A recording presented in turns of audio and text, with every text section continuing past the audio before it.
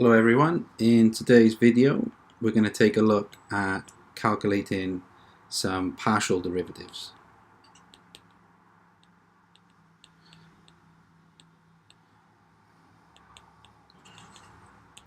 Okay, so here's the function we're going to consider. It's a function f with three variables x, y, z, and it produces a single number x squared y plus z sine x y. Okay, so what we're going to do, we're going to calculate the partial derivative of f with respect to x, with respect to y, and with respect to z. Okay, so let's start with differentiation with respect to x. So the way we should think about this is that x is varying, everything else is constant. So y just a constant, z is just a constant, and this y here is just a constant. Okay, think about them as some numbers. Maybe in your mind think about them as the number 1 or the number 2, and not as something that changes.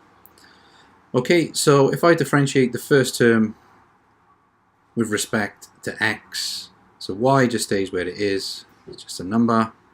Differentiate x squared, we get 2x. So I'm going to write them in order, alphabetical order.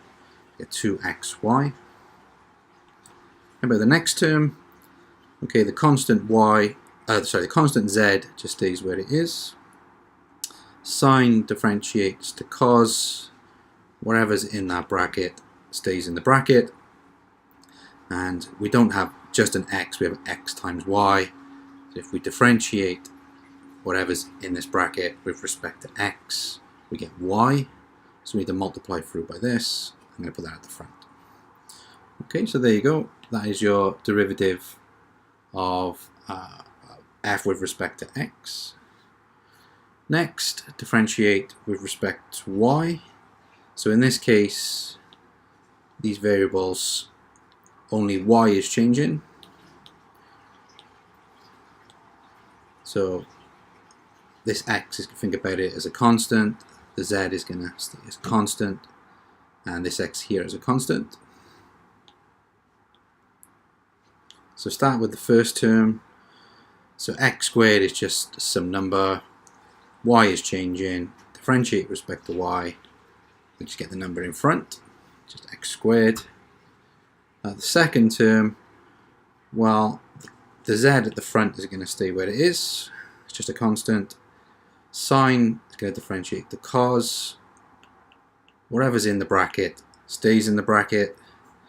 By the chain rule, we need to differentiate this bracket, and we're differentiating with respect to y, so this is just x, so we need to times by x. Okay, so there's the derivative with respect to y. And finally, with respect to z, okay, so in this case, the first term, well, there are no z's here, so all of this is a constant. Second term, xy is a constant, and if you take sine of xy, well, still a constant. So what we have is 0 for the first term, that's just a constant, plus sine of xy. This is the constant in front of z, only z is changing. So the derivative of f with respect to y is just sine xy.